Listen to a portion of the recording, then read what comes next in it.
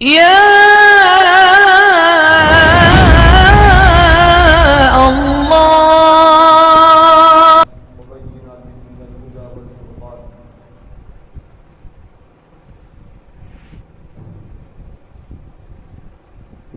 صدق الله العظيم. وقال النبي صلى الله عليه وسلم من خاف أدلج ومن أدلج بلغ المنزل ألا إن سلعة الله غالية ألا إن سلعة الله الجنة. قابل احترام میری دینی مائیں اور بہنیں، اللہ تعالیٰ کا بہت بڑا انعام اور بہت بڑا ہم پر احسان ہے کہ اللہ تعالیٰ نے ہمیں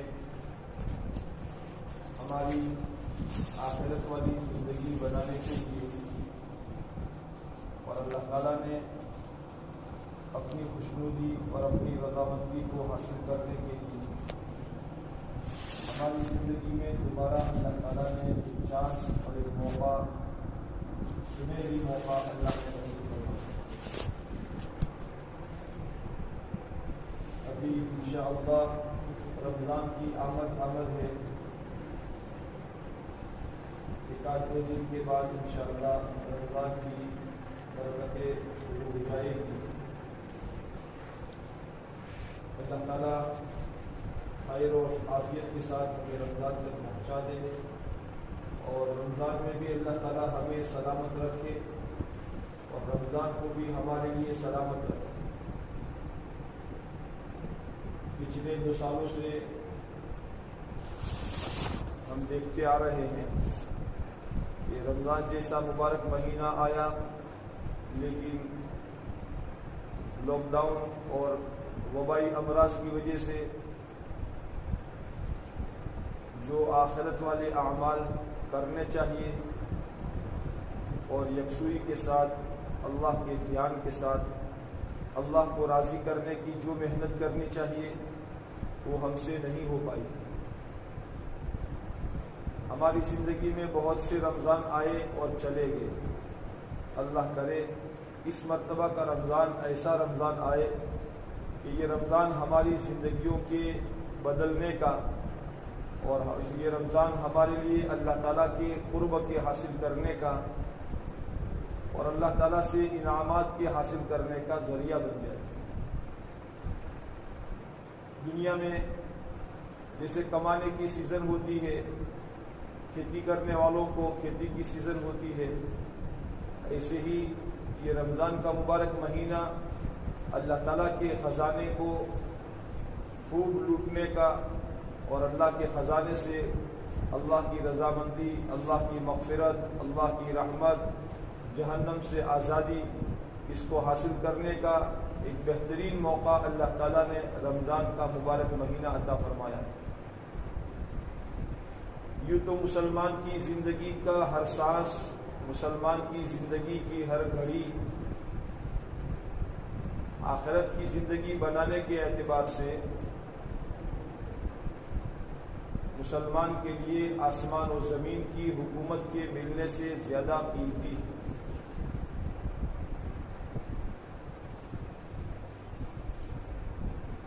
اگر کسی کو دنیا کا سارا مال، سونا چاندی، روپیہ پیسہ، بینک بیلنس، مکانات، بنگلے، محلات، گاڑیاں اور دنیا میں جتنی تصور کی جا سکتی ہے اتنی خوشیاں خوشحالیاں مل بھی جائے تو یہ دنیا میں ملی ہوئی چیزیں ساری کی ساری عارضی ہے، ٹائمپریری ہے، وقتی ہے.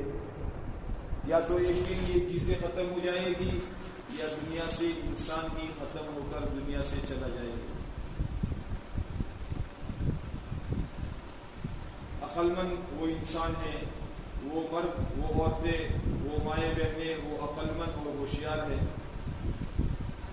جو دنیا میں اپنے نفس کی چاہتوں پر کنٹرول کر کے موت کے بعد آنے والی زندگی کی تیاری میں اپنے آپ کو مشغول رکھیں.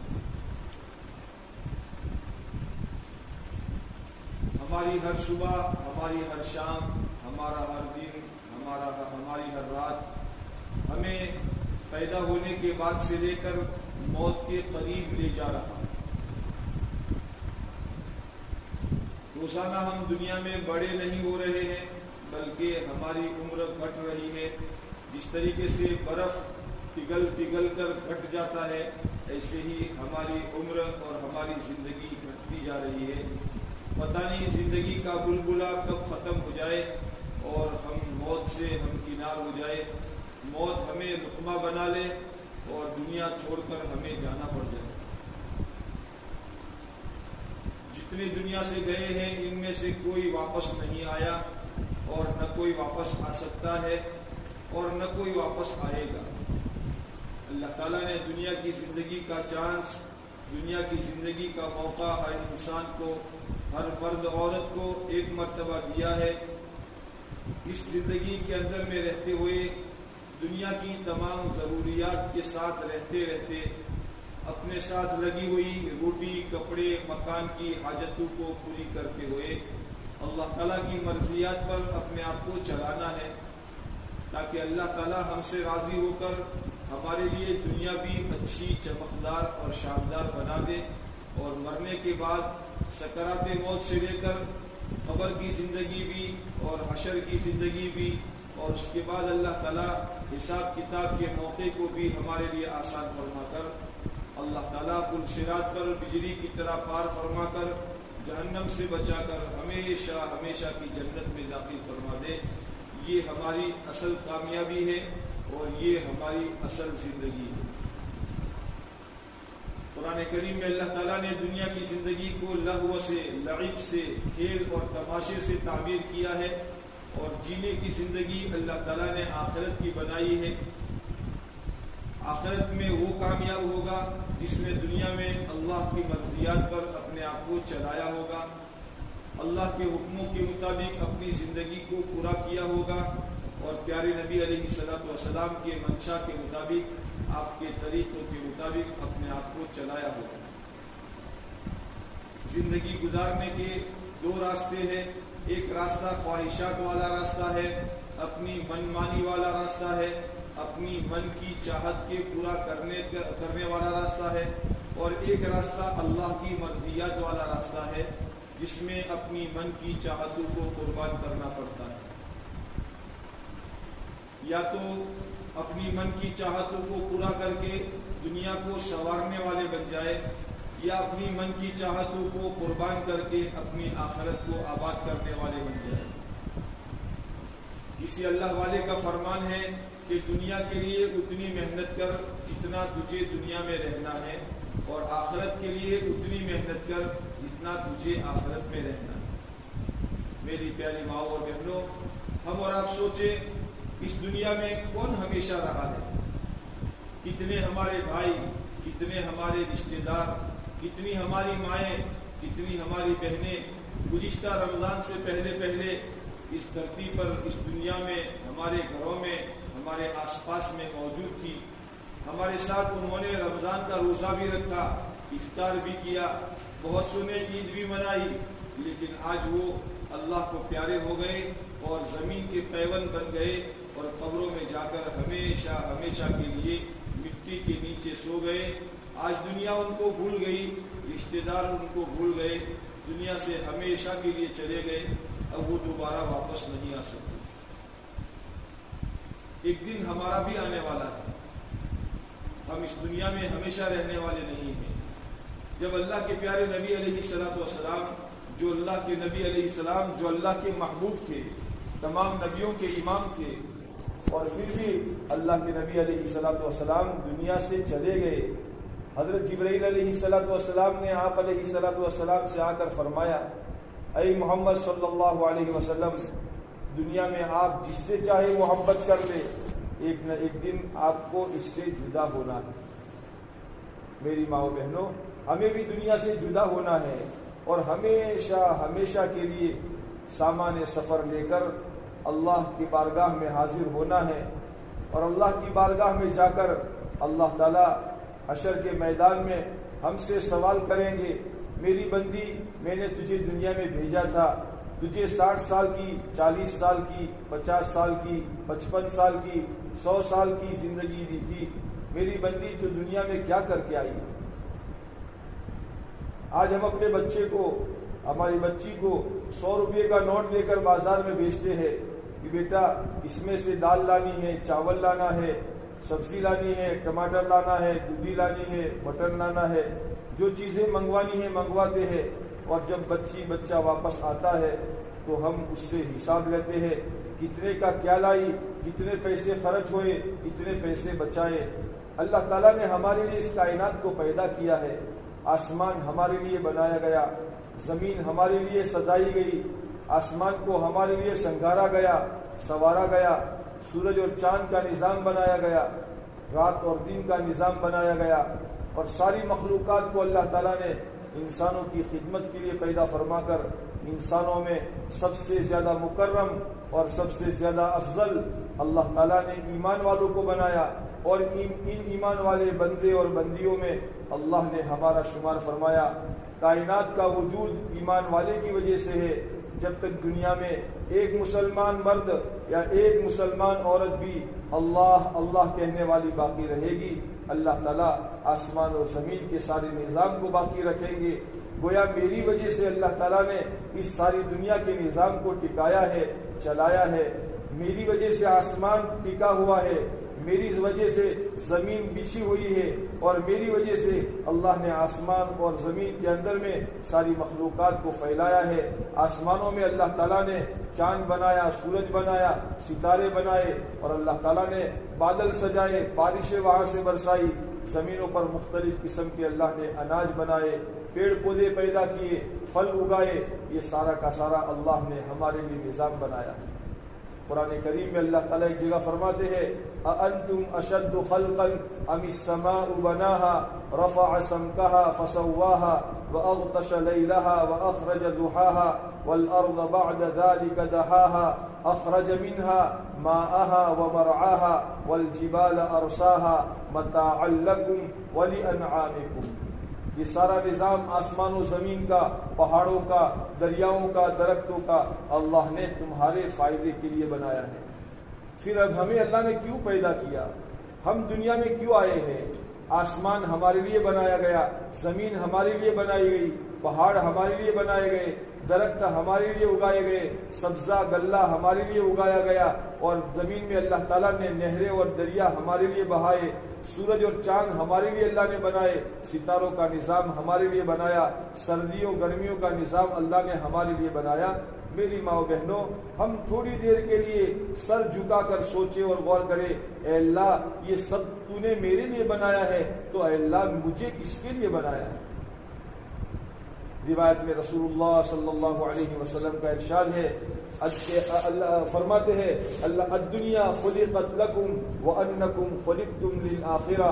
اے دنیا کے لوگوں، اے دنیا کے مردوں، انسانوں، اے دنیا کی عورتوں، سنو، دنیا کو اللہ نے تمہارے لیے پیدا کیا ہے، اور اللہ تعالیٰ نے تم کو آخرت کے لیے پیدا کیا ہے۔ ہم آسمان کے لیے نہیں ہیں، ہم زمینوں کے لیے نہیں ہیں، ہم بھینسوں کے لیے نہیں ہیں، ہم دکانوں کے لیے نہیں ہیں، ہم نوکریوں کے لیے نہیں ہیں۔ ہمارا وجود اور ہمارا جنم اللہ نے اپنی بندگی کے لیے کیا۔ ہم دنیا میں اللہ کی بندگی کر کے اللہ کو راضی کرنے والے بنے۔ قرآن پاک میں اللہ تعالیٰ نے صاف اعلان فرمایا ہے وَمَا خَلَقْتُ الْجِنَّ وَالْإِنسَ إِلَّا لِيَعْبُدُونَ۔ میں نے جنات اور انسانوں کو محض اپنی میری عبادت کے لیے پیدا کیا ہے۔ کسی کے دل میں یہ بات آ سکتی تھی، اے اللہ جب تو نے ہمیں بندگی کے لیے پیدا کیا ہے، پھر ہمارے ساتھ روٹی کا، کپڑے کا، مکان کا مسئلہ لگا ہوا ہے، بھوک لگتی ہے تو کھانا بھی ضرور چاہیے، اور پیاس لگتی ہے تو پانی بھی چاہیے، سردی گرمی سے بچنے کے لیے کپڑے بھی چاہیے، سر چھپانے کے لیے مکان بھی چاہیے۔ تو اللہ تعالیٰ فرماتے ہیں ما اريد منكم من رزق وما اريد ان يطعمون ان اللہ هو الرزاق ذو القوة المتین۔ اے میرے بندو، میں تم سے روزی نہیں چاہتا، روزی تو میں بہت بڑا طاقت والا روزی دینے والا ہوں، روزی میں تم کو دوں گا۔ قرآن کریم میں اللہ تعالیٰ ہم اپنے بندوں کو، اللہ تعالیٰ اپنے بندوں اور بندیوں کو یہ فرماتے ہیں اور یہ ان کو خبر دیتے ہیں وَكَأَيٍّ مِّن دَابَّةٍ لَا تَحْمِلُ رِزْقَهَا اللَّهُ يَرْزُقُهَا وَإِيَّاكُمْ۔ اے لوگوں، اے مردوں، اے عورتوں، سنو، سمجھو، دنیا میں کوئی جانور بھی ایسا نہیں ہے جو اپنی روزی روٹی کا سامان اپنے سر پر اٹھائے پھرتا ہو. جو اللہ ان جانوروں کو روزی دیتا ہے وہ اللہ تمہیں بھی روزی دیتا ہے. جنگل میں رہنے والے شیر کو اللہ تعالیٰ روزانہ تازہ گوشت، تازہ خون اللہ تعالیٰ اس کے روزی کے پہنچنے کا اللہ انتظام فرماتے ہیں. جو اللہ جنگل میں رہنے والے شیر کو روزانہ تازہ گوشت کھلاتا ہے اور تازہ روزی پہنچاتا ہے، کیا وہ اللہ ہمارے پیٹ کو بھرنے کے لیے ہماری دکانوں کا، ہماری ملازمتوں کا، ہمارے کارخانوں کا کیا محتاج بن جائے گا؟ لیکن اللہ تعالیٰ نے دنیا کو دارالاسباب بنایا ہے. اس کا مطلب یہ نہیں ہے ہم دکان چھوڑ دے، نوکری چھوڑ دے اور سارے وسائل چھوڑ دے، اللہ کرتے رہے، مگن بن جائے. نہیں، ابھی ہم اس درجے تک پہنچے نہیں ہیں، ورنہ اللہ تعالیٰ تو سب کچھ پر قادر ہے. روایت میں فرمایا ہے لو انکم تتوکلون علی اللہ حق توکلہ لرزقکم کما یرزق الطیر تغدو خماسا وتروح بطانا.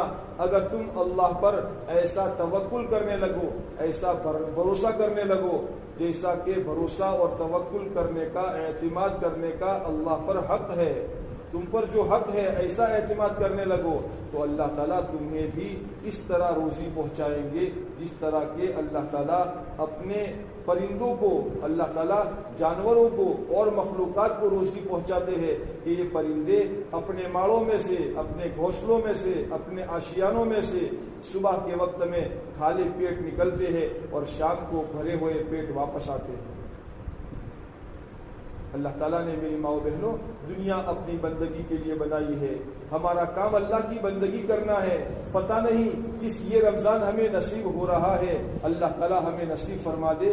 آئندہ رمضان میں ہم میں سے کون زندہ رہے گا اور کون دنیا سے چلا جا کر اللہ کا پیارا بن جائے گا، ہمیں کچھ پتہ نہیں ہے. اس لیے اس رمضان کو اپنی زندگی کا آخری رمضان سمجھتے ہوئے اس آنے والے رمضان کے مبارک مہینے کی ہم قدردانی کرنے والے بنے، زندگی کے ایک ایک پل کی قدردانی کرنے والے بنے، ایک ایک گھڑی کی قدردانی کرنے والے بنے. پتہ نہیں صبح ہوئی ہے تو شام ہوگی یا نہیں ہوگی، اور شام ہوئی ہے تو صبح ہوگی کہ نہیں ہوگی.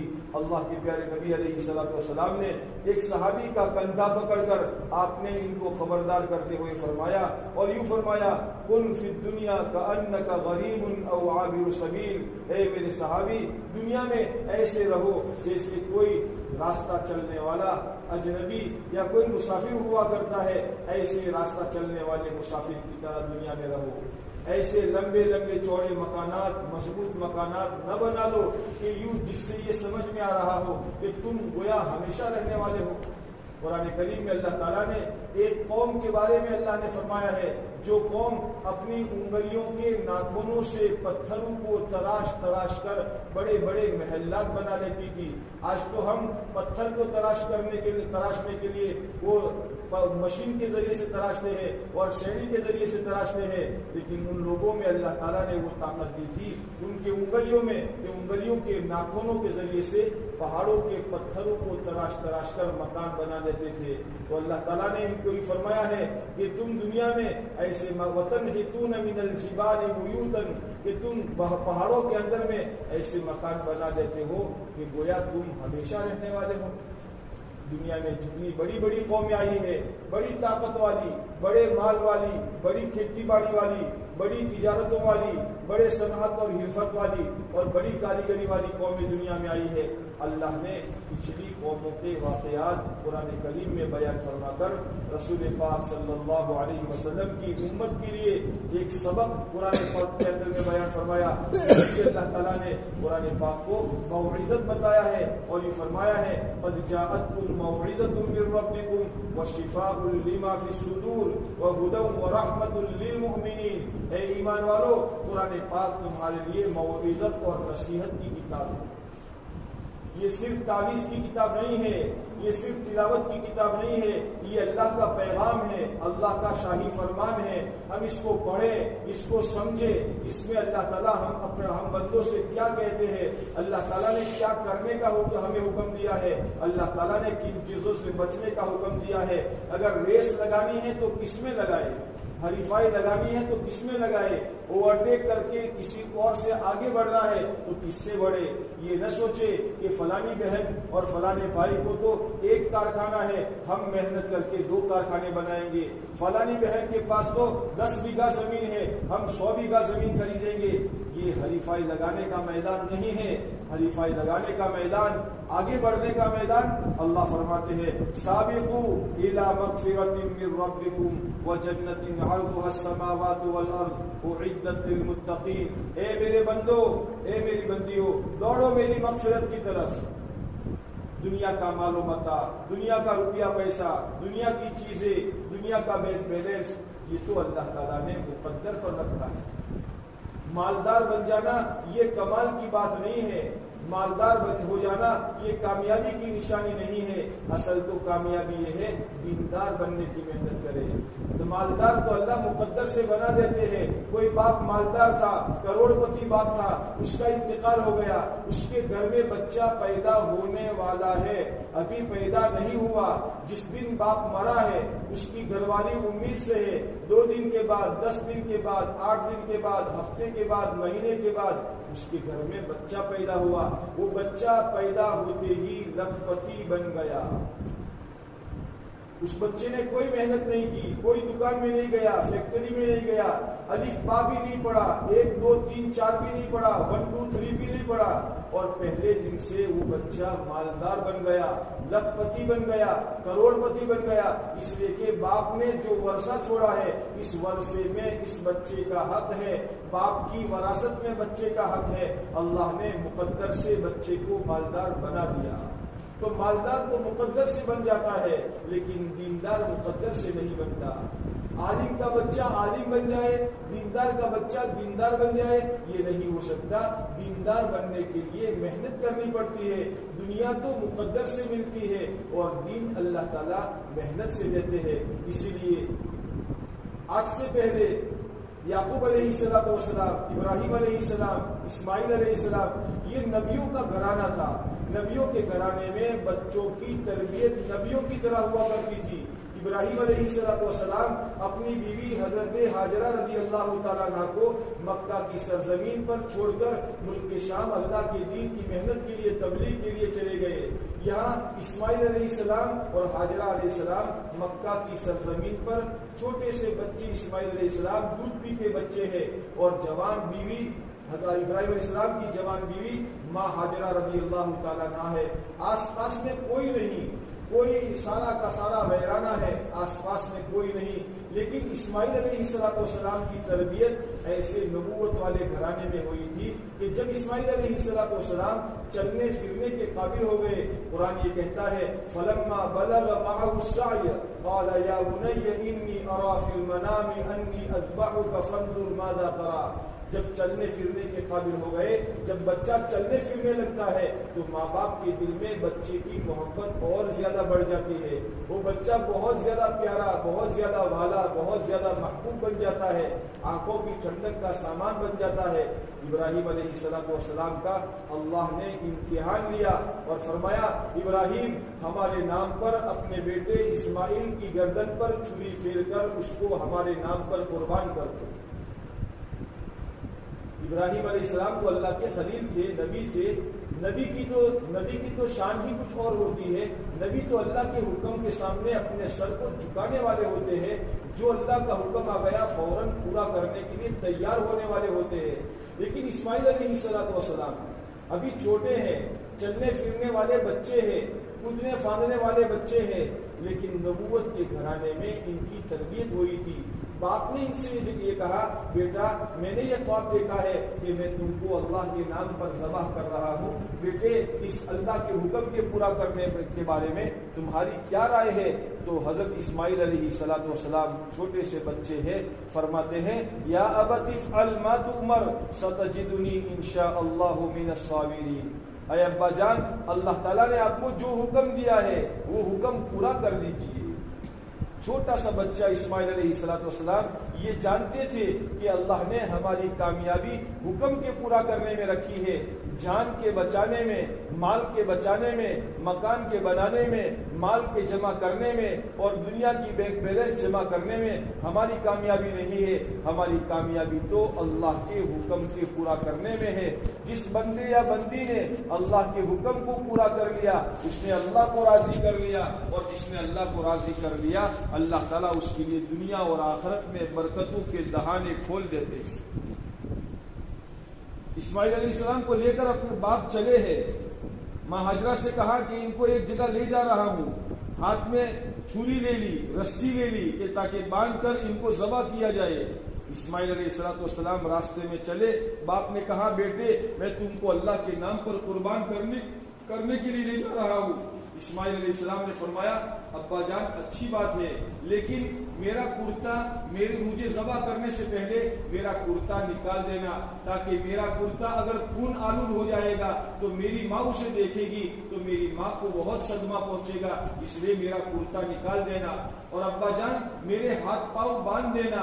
اگر میرے ہاتھ پاؤں نہ باندھے گئے اور میرے گلے پر چھری پھیری گئی، ہو سکتا ہے میں تکلیف کی وجہ سے ہاتھ پاؤں ہلانے لگوں اور میں ہاتھ پاؤں کی وجہ ہلا کر چھڑانے لگوں اور آپ کو رحم آ جائے. اور اگر آپ کو رحم آ گیا، آپ نے چھری پھیرنا چھوڑ دیا تو اللہ کا حکم ٹوٹ جائے گا. اللہ کا حکم ٹوٹ جائے گا تو اللہ ناراض ہو جائیں گے.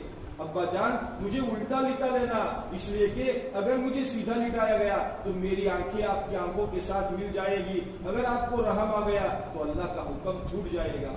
نبوت کے گھرانے کے رہنے والے چشم و چراغ سیدنا حضرت اسماعیل علیہ السلام نبی کے بیٹے ہیں، لیکن نبی کے بیٹے نبی کے گھر میں ایمانی، دینی، روحانی، آخرت کی تربیت ہو رہی تھی، جس کے نتیجے میں ان بچے کے دل میں بھی اللہ کے حکم کے پورا کرنے کا اور اللہ کے حکم پر جان کے قربان کرنے کا کتنا بڑا جذبہ تھا. لٹا دیا، الٹا لٹا دیا اور اپنے گھٹنے بچے کے سینے پر کھڑے کر دیے. اس طریقے سے بکرے کو ذبح کیا جاتا ہے. اس طریقے سے سر کے بال پکڑے اور گردن پر چھری پھیری. آسمان میں فرشتوں میں کوہرام مچ گیا. یا اللہ تیرے خلیل کا بیٹا ذبح ہو رہا ہے، تیرا خلیل تیرے حکم کو پورا کر رہا ہے. اللہ تبارک و تعالیٰ نے اپنے بندے ابراہیم علیہ السلام کی یہ قربانی کی ادا دیکھی.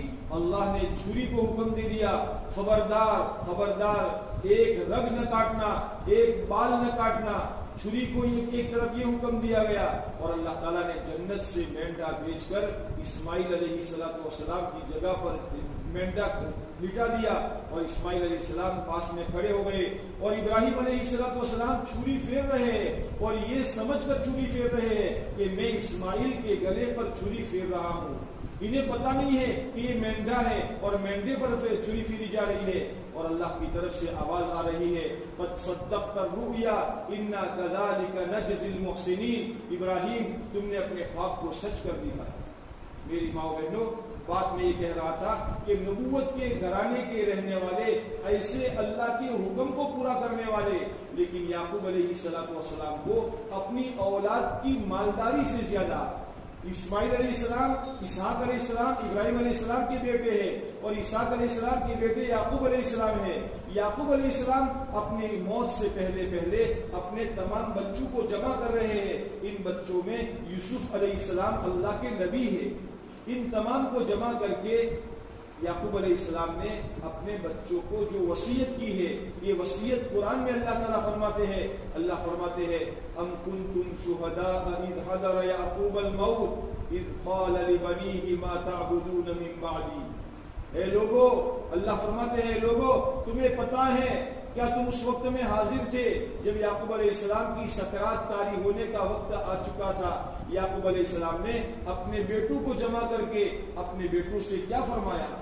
یہ نہیں فرمایا کہ میرے بیٹوں میں تو دنیا سے جا رہا ہوں، اب تمہارا کیا بنے گا، تم کھانا کہاں سے کھاؤ گے، تمہاری دکان کہاں ہے، تمہاری روزی روٹی کے ذریعے کیا ہے، تمہارے پاس بھینسیں ہے کہ نہیں ہے، تمہارے پاس کھیت ہے کہ نہیں ہے. اس کی فکر نہیں. فکر کیا ہے؟ ما تعبدون من بعدی. میرے بیٹو میں دنیا سے جا رہا ہوں، میری کمر اور میری پیٹھ قبر کی مٹی میں لگ جائے اس سے پہلے میں اس بات کا اطمینان کرنا چاہتا ہوں کہ تم میرے بعد کس کی بندگی کرو گے. اللہ تعالیٰ ہمیں بھی اپنے بچوں کی دینداری کی فکر کرنے کی توفیق نصیب فرمائے۔ ہاں، آج ہم اپنے بچوں کو ڈاکٹر بنانے کے چکر میں رہتے ہیں، اپنے بچوں کو مولوی صاحب بنانے کے چکر میں رہتے ہیں، اپنے بچوں کو انجینئر بنانے کے چکر میں رہتے ہیں، اپنے بچوں کو بڑا بیپاری ٹریڈرز بنانے کے چکر میں رہتے ہیں، لیکن بچوں کو دیندار بنانے کی فکر ہمیں نہیں ہوتی۔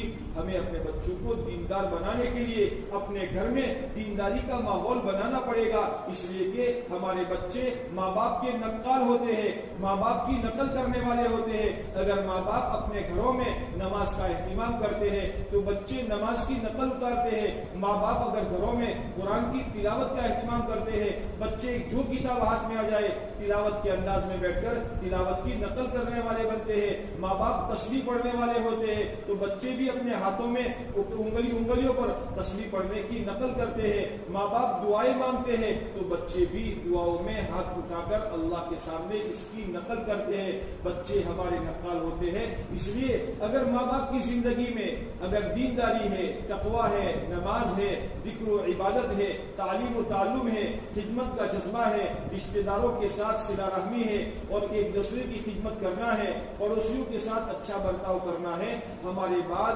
ہماری آنے والی جنریشن، ہماری آنے والی نسل، ہماری آنے والی اولاد اس کو سیکھے گی۔ ماں باپ کے اخلاق اور اطوار ہمارے بچوں کے اندر میں آئیں گے۔ گجراتی میں کہوت ہے، باپ تیوا بیٹا انے وڑ جیوا ٹیٹا۔ اگر باپ کی زندگی میں اچھے اخلاق ہوں گے تو ہمارے بچوں کی زندگیوں میں اچھے اخلاق آئیں گے۔ لیکن اگر ماں باپ کی زندگی نماز سے خالی ہے، بچوں نے اپنے ماں باپ کو کبھی نماز پڑھتے دیکھا ہی نہیں ہے، بچوں نے اپنے ماں باپ کو کبھی اللہ کے سامنے دعا مانگتے دیکھا ہی نہیں ہے، بچوں نے اپنے ماں باپ کو کبھی اپنے گھروں میں قرآن کی تلاوت کرتے دیکھا ہی نہیں ہے، تو ہمارے بچوں کی زندگی میں یہ چیزیں کیسے آئے گی؟ اور اگر اس کے برخلاف اگر ماں باپ کو بچوں نے موبائل دیکھتے ہوئے دیکھا ہے کہ ماں الگ موبائل کے اندر میں گیم دیکھ رہی ہے، باپ موبائل میں الگ کھیل دیکھ رہا ہے، بھائی الگ دیکھ رہا ہے، تو چھوٹا سا بچہ اس کی نقل اتارنے والا بنے گا۔ اور میری ماؤں بہنوں، معاف کرنا، آج ہم اپنی آنکھوں سے ان باتوں کا مشاہدہ کر رہے ہیں۔ چھوٹا دودھ پیتا بچہ ابھی 2 سال کا نہیں ہوا، اس کے ہاتھ میں موبائل دے کر اس کے ہاتھ سے تم چھیننا چاہو چھین نہیں سکتے۔ اگر لے بھی لیا، جھٹا کر چھین کر لے بھی لیا تو بچہ شور مچائے گا، یہاں تک کہ ماں باپ موبائل دینے پر مجبور ہو جائیں گے۔ یہ کیوں ہوا؟ اس لیے کہ ہم نے ہمارے بچوں کی گڑبڑی اسی طرح کی ہے۔ بچہ رونے لگا، بچہ چیخنے لگا اور بچہ ضد کرنے لگا، یہاں 2-4 بہنیں سہیلیاں آ کر باتیں کر رہی ہے، ڈسٹرب ہو رہا ہے تو بچے کو موبائل ہاتھ میں تھما دیا، گیم کھول کر کے دے دی، لے یہ کھیلتا رہے، ہم ہماری آپس کی باتیں کرتے رہے۔ میری ماں بہنوں، بچے ماں باپ کے نقال ہوتے ہیں۔ صحابہ کرام رضوان اللہ علیہ مجمعین کی زندگیوں میں ہم صحابہ کے بچوں کے واقعات کو دیکھیں۔ حضرت عمر رضی اللہ عنہ کے زمانے میں ایک مرد نے رمضان کے مہینے میں شراب پی رکھی تھی، اس کو پکڑ کر لایا گیا اور اس کو کوڑے مارے گئے۔ سیدنا عمر رضی اللہ عنہ نے فرمایا، اتنا بڑا ہو کر تجھے شرم نہیں آتی؟ رمضان کے مہینے میں شراب پیتا ہے، روزہ نہیں رکھتا اور شراب پی کر حرام کا ارتکاب کرتا ہے۔ ہمارے تو مدینے میں بچے، چھوٹے چھوٹے بچے بھی روزہ رکھتے ہیں۔ یہ بچوں کی تربیت کی گئی تھی۔ چھوٹے چھوٹے بچے 11, 12, 13 سال کے بچے اللہ کی نسبت پر جان دینے کے لیے، جہاد میں اللہ کے راستے میں جان دینے کے لیے تیار رہتے تھے۔ اور حضور صلی اللہ علیہ وسلم سے فرماتے ہیں، اپنے پنجوں کے بل کھڑے ہو کر فرماتے ہیں، اے اللہ کے نبی علیہ الصلوۃ والسلام، میں بڑا ہو گیا ہوں، مجھے اللہ کے راستے میں لے جائیے۔ اگر اللہ کے نبی علیہ السلام منع کر دیتے تو وہ روتے تھے، ضد کرتے تھے، نہیں میں اللہ کے راستے میں جاؤں گا اور میری یہ تمنا ہے کہ میں اللہ کے راستے میں شہید ہو جاؤں۔ میری ماں بہنوں، ان بچوں کی تربیت کہاں ہوئی تھی؟ کون سا وہاں بڑا مدرسہ تھا؟ ان ماؤں کی گود میں ان بچوں کی تربیت ہوئی تھی۔ اس لیے میری ماں بہنوں، ہمارے بچوں کی دینی تربیت، ان کو دیندار بنانا یہ ہماری ذمہ داری ہے۔ مالدار تو مقدر سے بن جائیں گے، بہت سے ماں باپ مالدار ہوتے ہیں، بچوں کی زندگی میں مال نہیں ہوتا، باپ دنیا سے چلے جاتے ہیں، ان کا مال ادھر ادھر پتہ نہیں کہاں چلا جاتا ہے، اور ایک زمانہ آتا ہے کہ بچے زکات کھانے کے حقدار بن جاتے ہیں۔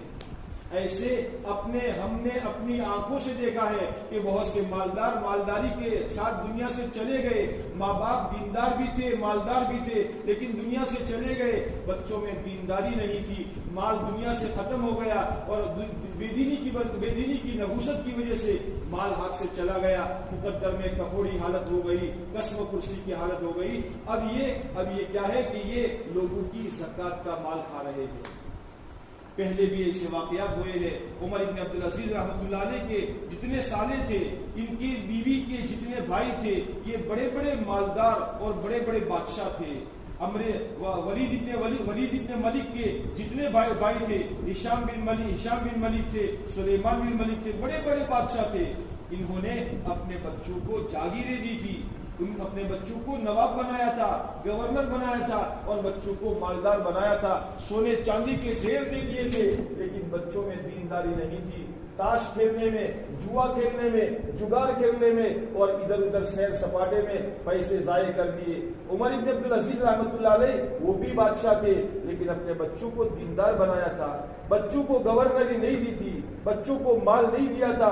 دنیا سے جس وقت میں گئے ہیں، ایک روایت کے مطابق ان کے پاس 7 درہم تھے یا 11 درہم تھے، اور ان کے 10 یا 11 اولاد تھی، بچے تھے، لیکن اولاد کے لیے کچھ نہیں چھوڑا تھا۔ ان کے سالے محمد ابن مسلمہ نے کہا کہ بھائی تم نے ایسا کیا، تم سے پہلے لوگوں نے ایسا نہیں کیا۔ فرمایا مجھے بٹھا دو، بیٹھ گئے، اور پھر اس کے بعد فرمایا وَهُوَ يَتَوَلَّى الصَّالِحِينَ، اللہ تعالیٰ نیکوں کا والی ہے، اگر میرے بچے دیندار ہیں تو اللہ دین کی برکت سے ان کو مال عطا فرمائیں گے۔ اور ایک زمانہ آیا، تاریخ لکھنے والوں نے لکھا ہے، لوگوں نے اپنی آنکھوں سے دیکھا، جن بادشاہوں نے اپنے بچوں کو مالدار بنا کر چھوڑا تھا، سونے چاندی کے ڈھیر دے کر چھوڑا تھا، وہ ایک زمانہ آیا کہ دمشق کی جامع مسجد کی سیڑھیوں پر بیٹھ کر یہ بھیک مانگا کرتے تھے، یہ مسجد ہمارے دادا نے بنائی ہے، اے مسجد کے نمازیوں، ہمارے کٹورے میں، ہمارے بھیک کے کٹورے میں کچھ دے کر کے جاؤ۔ اور عمر بن عبدالعزیز رحمۃ اللہ علیہ انہوں نے اپنی وراثت میں بعد میں کچھ نہیں چھوڑا تھا، لیکن اللہ تعالیٰ نے ایسے اسباب پیدا فرمائے کہ ان کے بعد کے بادشاہ نے ان کے بیٹوں کو تلاش کر کے ملکوں کا وزیر بنا دیا اور ملکوں کا گورنر بنا دیا۔ میری ماؤں بہنوں، بات یہ ہے کہ مالداری مقدر سے ہو جاتی ہے، لیکن دینداری محنت سے ہوتی ہے۔ اس لیے یہ رمضان کا مبارک مہینہ جو آ رہا ہے، ہماری زندگی میں ایک ڈائیورژن پیدا کرنے کے لیے آ رہا ہے۔ آج تک ہماری زندگی کا رخ دنیا کی طرف تھا، مال کی طرف تھا، چیزوں کی طرف تھا۔ یہ مال، یہ چیزیں، یہ دنیا ایک دن ختم ہونے والی ہے۔ اس رمضان کے مبارک مہینے میں ہمارے اندر میں ایسا موڑ پیدا ہو جائے کہ ہم اللہ سے پچھلی زندگی کے بارے میں توبہ کر کے، آنسو بہا کر، ندامت کے آنسو بہا کر اللہ کے سامنے سچی پکی توبہ کرنے والی بنے، اور اس رمضان کے مبارک مہینے کی ایک ایک دن کی اور ایک ایک رات کی خوب قدر کرنے والے بنے۔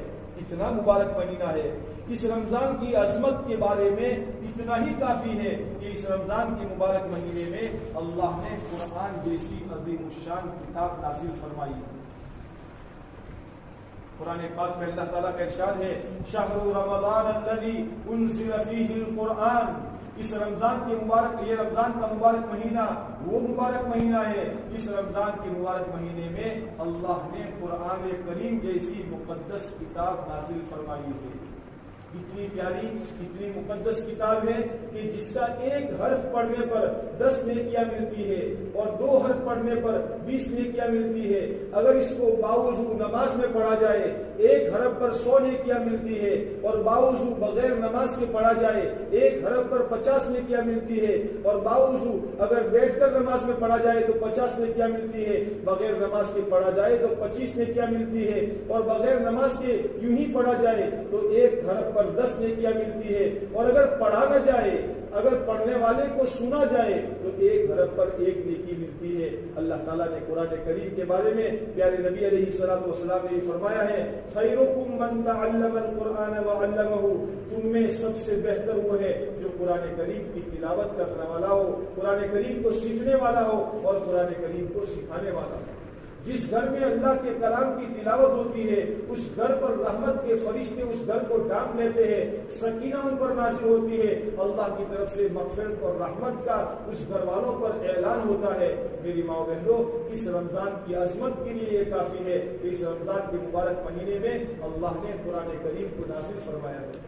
رمضان کا مبارک مہینہ وہ مہینہ ہے جس مہینے کے استقبال کے لیے اللہ تبارک و تعالیٰ کے وہاں یہ اہتمام ہوتا ہے کہ محرم کے اسلامی سال کے پہلے دن سے رمضان کی آمد کے لیے، رمضان کے مہمان کی آمد کے لیے اللہ تعالیٰ جنت کو خوشبو سے سجاتے ہیں، شنگارتے ہیں کہ رمضان کا مہینہ آنے والا ہے۔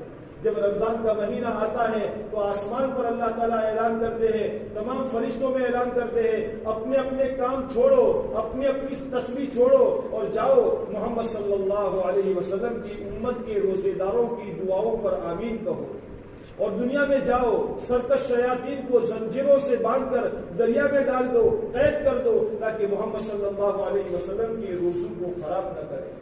میری ماں بہنوں، اتنا پیارا رمضان ہمیں مل رہا ہو اور اتنا مقدس مہینہ ہمارے سامنے آ رہا ہو اور ہم یوں ہی عام دنوں کی طرح رمضان کو بھی گزار دیں، کب آیا کب چلا گیا، یا تو پھر رمضان کھانے کے لیے آیا تھا، رمضان آیا ہے تو سموسے بناؤ، بجیے بناؤ، جلیبی بناؤ، رگڑا بناؤ، چنا بناؤ، یہ بناؤ۔ کھانے پینے کے لیے رمضان نہیں آتا، رمضان تو ہمارا اللہ کی بندگی کے لیے آتا ہے۔ اللہ کے پیارے نبی علیہ الصلوۃ والسلام رمضان کے مبارک مہینے میں خوب بندگی کرتے تھے، عام دنوں میں اللہ کی بندگی کرتے تھے، لیکن رمضان کے مبارک مہینے میں خوب سے زیادہ بندگی کرتے تھے۔ آپ علیہ السلام سخاوت زیادہ کرتے تھے، بندگی زیادہ کرتے تھے، یہاں تک کہ ہماری ماؤں میں سے غالباً عائشہ رضی اللہ تعالیٰ فرماتی ہے جب آپ کا رمضان کا آخری عشرہ ہوتا تھا تو آپ اپنی لنگی کو مضبوط باندھ لیتے تھے، یعنی کمر کس لیتے تھے۔ جس طریقے سے کوئی کام کرنا ہو تو آدمی اپنی کمر مضبوط باندھ لیتا ہے تاکہ اس کے ذریعے سے کام کرنے میں آسانی ہو جائے۔ اللہ کے نبی علیہ الصلوۃ والسلام کمر میں لنگی مضبوط باندھ لیتے تھے کہ اب آخری عشرہ آیا ہے، رات میں بھی دن میں بھی اللہ کی بندگی کر کے، اللہ کو راضی کرنے والے اعمال کر کے ہم اللہ کو راضی کرنے والے بن جائے، تاکہ اللہ تبارک و تعالیٰ ہماری اس رمضان کی قدردانی فرما کر بقیہ 11 مہینے ہمارے نفس کو اسی طرح چلاتے رہے کہ رمضان کے مبارک مہینے میں اگر ہم نے اپنے نفس پر کنٹرول کر لیا ہوگا تو انشاءاللہ ہمارے 11 مہینے اسی طرح نیک اعمال میں گزریں گے۔ اسی لیے بزرگوں کا فرمان ہے جس کا رمضان اچھا گزر گیا اس کا سال اچھا گزرے گا۔ اس لیے میری ماں بہنوں، رمضان کا مبارک مہینہ آ رہا ہے، اس مبارک مہینے میں ہم زیادہ سے زیادہ اللہ کی بندگی کرنے والے بنے۔ رمضان کے مبارک مہینے میں اپنے آپ کو گناہوں سے بچائے۔ ہاں، روایت کو فرمایا ہے الصوم جنۃ، روزہ ڈھال ہے جب تک کہ اس کو پھاڑ نہ دیا جائے۔ جس طریقے سے ڈھال کے ذریعے سے پانی اور تالاب کے پانی سے حفاظت ہو جاتی ہے، اگر ڈال نہ ہو، ڈالیاں نہ ہو تو یہ تالاب کا پانی گاؤں کے اندر میں آ جائے گا اور گاؤں بہنے کا خطرہ، ڈوبنے کا خطرہ ہے۔ اسی طریقے سے روزہ ڈھال ہے، یا جس طریقے سے ڈال کے ذریعے سے دشمن سے حملے کی حفاظت کی جاتی ہے، اسی طریقے سے نفس اور شیطان کے حملے کی حفاظت کے لیے روزہ ڈھال ہے جب تک کہ یہ پھٹ نہ جائے۔ روزہ کس چیز سے پھٹ جاتا ہے؟ ہمارا روزہ صرف کھانے پینے کا روزہ نہیں ہے، ہمارا روزہ دماغ کا روزہ ہے، ہمارا روزہ آنکھوں کا روزہ ہے، ہمارا روزہ زبان کا روزہ ہے، ہمارا روزہ کان کا روزہ ہے، ہمارا روزہ دل کا روزہ ہے، ہمارا روزہ ہاتھوں کا روزہ ہے، ہمارا روزہ پاؤں کا روزہ ہے، ہمارا روزہ دن بھر کے اس طریقے سے گزارنے کا روزہ ہے جیسے اللہ کے نبی علیہ الصلوۃ والسلام نے روزہ رکھ کر بتایا۔ اللہ کے رسول صلی اللہ علیہ وسلم نے فضائل بیان فرمائے اور ترغیبیں دی اور یہ فرمایا من صام ایمانا و احتسابا غفر له ما تقدم من ذنبه، جس نے اللہ کے یقین کے ساتھ اور ثواب کی امید سے رمضان کا روزہ رکھا، اللہ تعالیٰ اس کے لیے اس کے سارے گناہوں کو، اگلے اور پچھلے سارے گناہوں کو معاف فرما دے گا۔ میری ماؤں بہنوں، اس لیے رمضان کا مبارک مہینہ آ رہا ہے، اپنے دل کو، اپنے دماغ کو گندے خیالات سے پاک کر دے، ہماری زبان غیبت سے، جھوٹ سے ہماری زبان کو بچائے، اپنی نگاہوں کی حفاظت کرے، اس لیے کہ نگاہ کے غلط استعمال سے، نظر کے غلط استعمال سے دل کے اندر میں کالا نقطہ لگ جاتا ہے، نظر سے کسی کو دیکھ لیا، کسی پرائے مرد کو دیکھ لیا، یا مرد نے کسی پرائی عورت کو دیکھ لیا، اس کی تصویر اور اس کا فوٹو گویا دل کے اندر میں اتر گیا۔ اب یہ دل میں اس کے خیالات پکتے رہیں گے، اس کو دیکھتے رہیں گے۔ ہماری آنکھیں ایک طرح کا کیمرہ ہے، ایک مرتبہ کسی کو دیکھ لیا، اب اس کا فوٹو ہمارے دل کے اندر میں اتر گیا، اب اس کے خیالات دل کے اندر میں چکر لگاتے رہتے ہیں۔ اسی لیے ہماری نگاہوں کو اللہ تعالیٰ نے بچانے کا حکم دیا ہے۔ ایمان والے مردوں سے بھی کہا ہے قل للمؤمنین یغضوا من ابصارهم ویحفظوا فروجهم، اور ایمان والی عورتوں سے کہا ہے قل للمؤمنات یغضضن من ابصارهن ویحفظن فروجهن، ایمان والی عورتوں سے کہہ دو اپنی نگاہوں کی حفاظت کرے۔ میری ماں بہنوں، ہم پردے سے برقعے میں رہنے والی بنے، اور برقعے میں رہنے کے بعد ساتھ ساتھ بھی اپنی نگاہوں کی حفاظت کرنے والی بنے۔ کوئی ماں بہن اس بات کا دعویٰ نہیں کر سکتی بھائی ہمارے تو دل پاک ہے اس لیے سب پاک ہے۔ نہیں میری ماں بہنوں، آج کے اس دور میں ہمارے دل کیسے پاک ہو سکتے ہیں جبکہ آج سے 1400 سال پہلے جنہوں نے پیارے نبی علیہ السلام کی صحبت میں رہ کر آپ علیہ السلام سے صحابیت کا شرف حاصل کیا تھا، صحابی بنے تھے، صحابیہ بنے تھے، آپ علیہ السلام کی گھر میں رہنے والی آپ کی ازواج مطہرات جنہوں نے مختلف قسم کے مجاہدے برداشت کر کے اللہ کے نبی علیہ السلام کا ہر حال میں ساتھ دیا تھا۔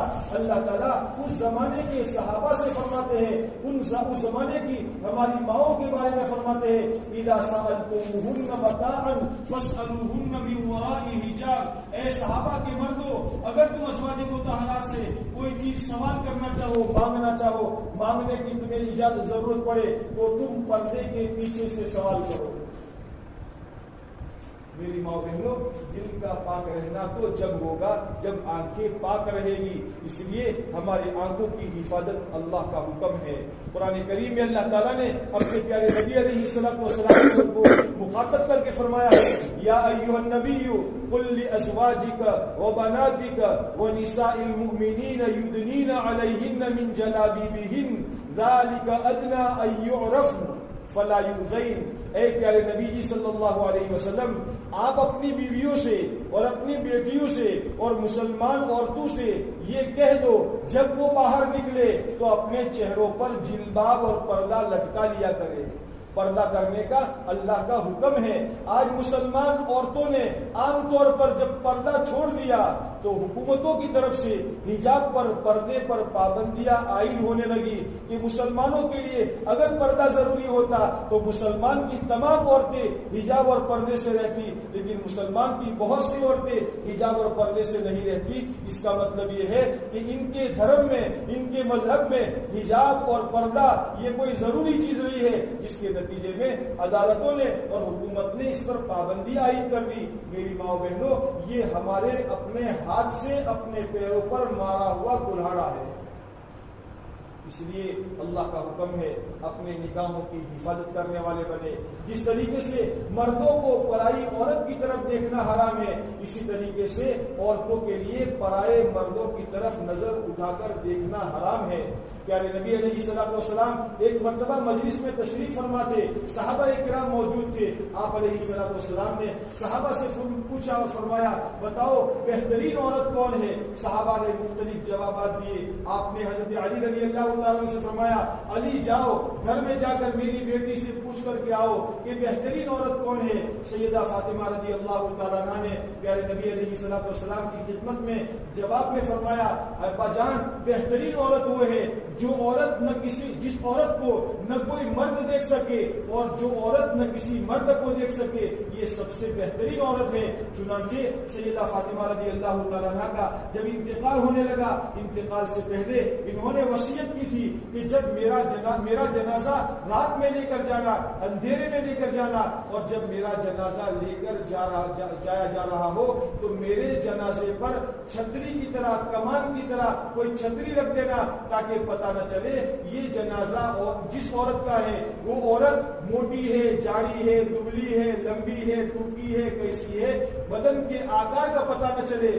مرنے کے بعد مردہ عورت کو دیکھ کر کس کے دل میں برا خیال پیدا ہو سکتا ہے، لیکن حضرت فاطمہ رضی اللہ تعالیٰ عنہ نے یہ چاہا میرے مرنے کے بعد بھی میرے بدن کے جاڑے موٹے یا دبلے ہونے کا کسی کو پتہ نہ چلے۔ وصیت فرمائی میرے جنازے کو جب لے کر جایا جا رہا ہو تو میرے جنازے پر چھتری ڈال دینا۔ تب سے آج تک چھتری چلی آ رہی ہے، عورت کے جنازے پر چھتری رکھی جاتی ہے۔ جس عورت کا جنازہ قبرستان میں دفن کیا جاتا ہے، قبرستان میں ساری قبریں ہیں، قبر تو آخرت کو یاد دلانے والی ہے، موت کو یاد دلانے والی ہے۔ ایک جوان عورت کا جنازہ ہو چکا ہے، ان کے گھر والے اشکبار ہیں، ان کی آنکھوں میں آنسو نہیں تھمتے، ان کے بچے رو رہے ہیں، ان کے گھر والے رو رہے ہیں۔ ایسے ماحول میں کون سا بدقسمت پھوٹا ہوا جوان ہوگا جو اس مرنے والی عورت پر بری نظر ڈال سکے؟ لیکن اس کے باوجود علماء اور فقہاء نے فرمایا ہے جب عورت کا جنازہ قبر میں اتارا جا رہا ہو تو چادر سے پردہ کر کے قبر کے اندر میں جنازہ اتارا جائے تاکہ کسی کو پتہ نہ چلے یہ جنازہ جس عورت کا ہے یہ عورت بدن سے موٹی تھی یا بدن میں دبلی تھی۔ میری ماں بہنوں، جب مردہ عورت کا یہ حال ہے تو زندہ عورت کو اپنے آپ پر اتنی پابندی حجاب کی اور پردے کی کرنی ضروری ہے۔ اس لیے رمضان کے مبارک مہینے میں خاص کر کے اپنے دل و دماغ کو غلط قسم کی فکروں سے بچائے، غلط قسم کی سوچ سے بچائے، اپنی نظر کی حفاظت کرے۔ اس لیے کہ فرمایا النظر سہم من سہام الشیاطین، نظر شیطان کے زہر آلود تیروں میں سے ایک تیر ہے۔ نظر جہاں تک پہنچ جاتی ہے وہاں تک انسان پہنچ جاتا ہے۔ اس لیے ہماری نظر کی حفاظت کریں گے تو اللہ تعالیٰ ہماری نماز کی حفاظت کریں گے، اللہ تعالیٰ ہمارے دین کی حفاظت کریں گے۔ اس لیے ہماری اپنی نظر کی حفاظت رمضان کے مبارک مہینے میں خاص طور پر کرنا، ورنہ اگر نظر سے غلط دیکھ لیا اور باہر جا کر کسی پرائی کو نہیں، اگر ہم نے موبائل کی اسکرین پر کسی کو غلط دیکھ لیا، ناچتے تھرکتے نوجوان کو دیکھ لیا اور اس کو دیکھتے رہے اور دیکھ کر اپنا ٹائم پاس کرتے رہے، میری ماں بہنوں جس طریقے سے زندہ انسان چلتے پھرتے انسان کا غیر محرم کا دیکھنا حرام ہے، اسی طریقے سے موبائل کی اسکرین پر یا ٹی وی کی اسکرین پر ناچتے پھرکتے انسان کا دیکھنا بھی حرام ہے۔ جیسے وہ حرام ہے ایسے یہ بھی حرام ہے۔ اس لیے اپنے آپ کو ان حرام کاموں سے بچائے، ورنہ رمضان کے مہینے میں سوائے بھوکا اور پیاسا رہنے کے کچھ حاصل نہیں ہوگا۔ اللہ تعالیٰ کا ارشاد ہے بہت سے روزے دار ایسے ہیں کہ ان کو بھوکا پیاسا رہنے کے سوا کچھ بھی نہیں ملتا، اس لیے کہ روزے کی حالت میں نہ آنکھوں کی حفاظت کی، نہ زبان کی حفاظت کی، زبان سے جھوٹ بولا، غیبت کی اور زبان سے کسی کے بارے میں بری باتوں کا چرچا کیا۔ حضور صلی اللہ علیہ وسلم کے زمانے میں 2 عورتوں کو لایا گیا، فضائل رمضان میں قصہ منقول ہے، 2 عورتوں کو لایا گیا جن کا روزے کی وجہ سے برا حال ہو رہا تھا، بھوک اور پیاس کی تکلیف میں مرنے کا خطرہ تھا۔ آپ علیہ السلام کی خدمت میں لایا گیا تو آپ نے فرمایا پیالہ منگوایا اور پیالہ لے کر ان عورتوں کو دیا کہ اس کے اندر میں وامٹ کرواؤ۔ جو وامٹ کی گئی تو تازہ کھایا ہوا گوشت نکلا۔ فرمایا اللہ کے نبی علیہ السلام نے کہ انہوں نے حلال چیزوں سے تو روزہ رکھا لیکن حرام چیزوں سے افطار کیا، یعنی مسلمان کی غیبت کی۔ مسلمان کی غیبت کرنا ایسا ہے، قرآن کریم میں اللہ فرماتے ہیں کہ اللہ تعالیٰ فرماتے ہیں کیا تم اپنے مرے ہوئے بھائی کے گوشت کو کھانا پسند کرتے ہو؟ بھائی کا گوشت، انسان کا گوشت، اور وہ بھی اپنا بھائی اور وہ بھی مرا ہوا بھائی، اس کا گوشت کھانا پسند کرتے ہو؟ غیبت کرنا ایسا ہے جیسے اپنے مرے ہوئے بھائی کا گوشت کھانا۔ میری ماں بہنوں اس لیے اپنے آپ کو کرنے کے کاموں میں لگائیں گے تو اللہ تعالیٰ نہ کرنے کے کاموں سے اپنے آپ کو بچائیں گے۔ اس لیے رمضان کے مبارک مہینے میں کیا کرنا ہے؟ رمضان کے مبارک مہینے میں لا الہ الا اللہ محمد رسول اللہ، اس کا زیادہ سے زیادہ ورد کرنا ہے، استغفار کی کثرت کرنی ہے، جنت کو اللہ سے مانگنا ہے، جہنم سے پناہ مانگنی ہے، نوافل کا نمازوں کا اہتمام کرنا ہے، ہم فرض نمازوں کا وقت ہونے کے ساتھ ہی فرض نمازوں کا اہتمام کرنے والی بنے. ہماری فرض نمازیں اطمینان کے ساتھ، رمضان کے علاوہ یہ کام ہے، وہ کام ہے، یوں کرنا ہے، جھاڑو دینا ہے، پوتا مارنا ہے، صفائی کرنی ہے، اس چکر میں ہماری نمازیں بھی جلدی جلدی پڑھ لیتے ہیں. کم سے کم رمضان کے مہینے میں ہم اپنے گھر کے کام کاج کو کم کر دیں، ذرا کم کر دے، یا آگے پیچھے کر دے، یا رمضان کی بات کے لیے موقوف کر کے ٹال دے، چلو رمضان کے بعد کریں گے. اور رمضان کے مبارک مہینے میں فرض نمازوں کو اہتمام کے ساتھ لمبی لمبی قرات اور لمبے لمبے رکوع اور لمبی لمبی سجدے والی نمازیں اطمینان کے ساتھ پڑھنے والے بنے. اور اس کے اندر میں فرائض کے اہتمام کے ساتھ ساتھ نوافل کا اہتمام کرے. رمضان کے مہینے میں کثرت سے جتنا اہتمام کیا جائے گا، ایک ایک سجدے پر اللہ تعالیٰ 20,000 ہزار نیکی عطا فرماتے ہیں. ایک ایک سجدے پر اشراق بھی پڑھے، چاشت بھی پڑھے، تہجد بھی پڑھے، اوابین بھی پڑھے، تراویح بھی پڑھے، صلاۃ التسبیح بھی پڑھے، صلاۃ الحاجت بھی پڑھے، صلاۃ التوبہ بھی پڑھے. جتنی ہو سکے. ہمارے اسلاف کی زندگی ایسی گزری ہے. بڑے بڑے بادشاہ، ہارون رشید بادشاہت کے زمانے میں روزانہ 100 رکعت 150 رکعت نفل نماز روزانہ پڑھتے تھے. بادشاہ ہونے کے باوجود پڑھتے تھے. کیا ہم اپنے گھر میں روزانہ 20 رکعت 40 رکعت نفل نماز کا اہتمام نہیں کر سکتے؟ میری ماں بہنوں، اپنے گھروں میں اس کی سبقت لے جاؤ. یہ میری بہن روزانہ کے 2 پارے پڑھتی ہے، میں 3 پڑھوں گی. یہ 4 پڑھتے ہیں، میں 8 پڑھوں گی. ہمارے حضرت شیخ رحمۃ اللہ علیہ نے فضائل رمضان میں یہ لکھا ہے، مجھے اپنے آپ پر تو نہیں کہہ سکتا، لیکن میری گھر کی بچیوں پر مجھے دیکھ کر بہت بہت یعنی خوشی ہوتی ہے کہ میری بچیاں گھر کے کام کاج کے ساتھ روزانہ 14 15 20 پارے پڑھ لینا ان کا عام معمول تھا. میری ماں بہنوں، جب حضرت شیخ کی بچیاں جو آج کے زمانے میں ابھی اس وقت میں حیات ہے، زندہ ہے، وہ روزانہ کے 14 15 پارے پڑھ سکتی ہے، تو کیا ہم روزانہ کے 5 پارے نہیں پڑھ سکتے؟ اپنے وقت کو فارغ کرے.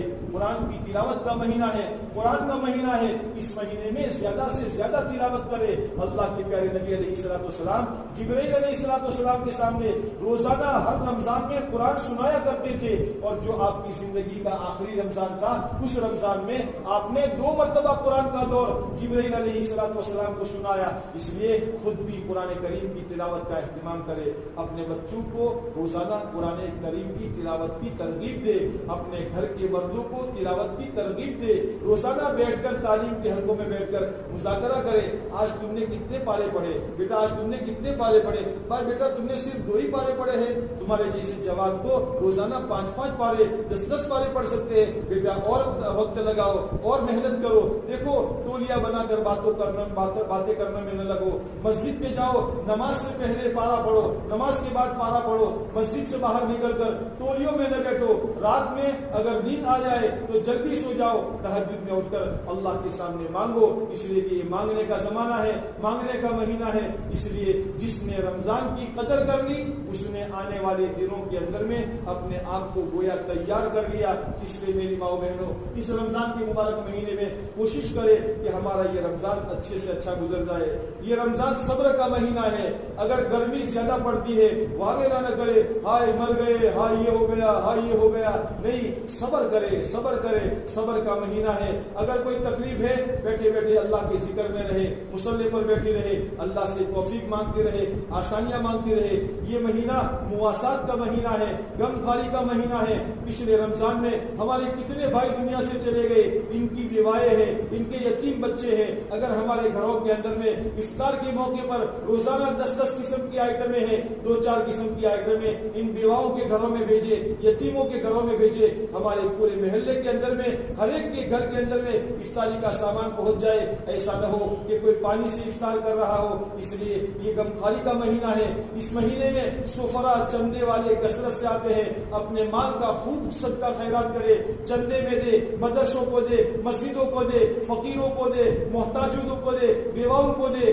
یہ مہینہ غمخواری کا مہینہ ہے اور صدقہ و خیرات کے دینے کا مہینہ ہے. جتنا مال اللہ کی نسبت پر خرچ کیا جائے گا، اللہ اللہ تعالیٰ بہت زیادہ برکت عطا فرمائیں گے. اس لیے اس مہینے میں کثرت سے کرے. ہماری مسجدوں میں جماعتیں کثرت سے آتی ہے, آنے والی جماعتوں کا اکرام کرے. مؤذن صاحب کو یا امام صاحب کو خبر بھجوائے آنے والی اس مرتبہ جو جماعت آئے گی ہم ہمارے گھر میں دعوت کریں گے, تاکہ آنے والی جماعتوں کا ہم اکرام کرنے والے بنے. اس طریقے سے رمضان کا اکرام کریں گے, رمضان کا خیال کریں گے تو اللہ تعالیٰ بھی ہمارا خیال رکھیں گے, اور اللہ تعالیٰ دنیا آخرت میں عزت کی زندگی اور اللہ تعالیٰ عزت کی روزی عطا فرمائیں گے. اللہ خدا نہ خواستہ اگر کوئی روزہ توڑ رہا ہو, روزہ خور ہو, اس کو سمجھائے, فکر دلائے, غیرت دلائے, جوان ہو کر, مضبوط ہو کر, توانا ہو کر رمضان کے مبارک مہینے میں بھوکا نہیں رہ سکتا. بیچارے کتنے بیمار کئی دنوں تک کھانا نہیں کھاتے, اس لیے ان کو غیرت دلائے. اور یہ تو بہت بڑی بے غیرتی کی انتہا ہو گئی کہ روزہ نہ رکھ کر گاؤں میں جا کر پان کھانا اور گاؤں میں جا کر کھاتے پیتے رہنا, یہ کوئی مناسب چیز نہیں ہے. ہم رمضان کا احترام کرنے والے بنے. غیروں کے سامنے مسلمانوں کو, اسلام کو, رمضان کو بدنام کرنے والے نہ بنے. اگر ہم نے ایسا کیا تو پتہ نہیں اللہ تعالیٰ ان نعمتوں سے بھی آئندہ ہمیں محروم نہ کر دے. اللہ تعالیٰ اس سے ہماری حفاظت فرمائے اور کہیں سنی باتوں پر اللہ تعالیٰ عمل کرنے کی توفیق نصیب فرمائے. درود شریف پڑھیے. اللهم لك الحمد كله ولك الملك كله بيدك الخير كله نسألك من الخير كله ونعوذ بك من الشر كله. اللهم صل وسلم على سيدنا مولانا محمد وبارك وسلم. اے اللہ ہمارے گناہوں کو معاف فرما. اے اللہ ہم قصوروار ہے, مجرم ہے, گنہگار ہے, سیاہکار ہے. آج تک مولا تیری نافرمانیاں اور تیری بغاوت کرنے میں ہم نے کوئی کسر نہیں چھوڑی. اے کریم آقا تو ہمیں معاف فرما دے, تو ہمیں معاف فرما دے. بڑا معاف کرنے والا, بڑا رحم کرنے والا. اے اللہ تو بڑا غفار ہے, تو نے ہی اپنے کرم سے دوبارہ رمضان کا مبارک مہینہ اے اللہ ہمارے قریب کر دیا ہے. اے اللہ ہمارے شعبان میں برکت عطا فرما اور ہمیں عافیت کے ساتھ رمضان تک پہنچا دے, اور رمضان کو ہمارے لیے سلامت رکھیو, اور ہمیں بھی رمضان میں صحیح سالم اور خیر و عافیت کے ساتھ رکھیو, اور رمضان کی ایک ایک گھڑی کی قدردانی کی مولا ہمیں توفیق عطا فرما. اے اللہ ہم پریشان حالوں کی پریشانیوں کو دور فرما, بیماروں کو شفاء کاملہ عاجلہ دائمہ مستمرہ نصیب فرما, بے اولادوں کو نیک صالح اولاد نصیب فرما, جن کی اولادیں ہیں ان کی اولادوں کو مطیع فرما بردار بنا.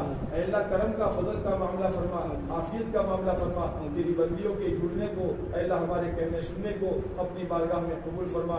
جو ذرہ خیر وجود میں آیا ہو اس کی آبیاری فرما, اور مولا پیارے نبی علیہ الصلوۃ والسلام کی قربانیوں کے صدقے میں ہماری دعاؤں کو قبول فرما. وصلی اللہ تعالی علی خیر خلقہ محمد وعلی آلہ وصحبہ اجمعین برحمتک یا ارحم الراحمین.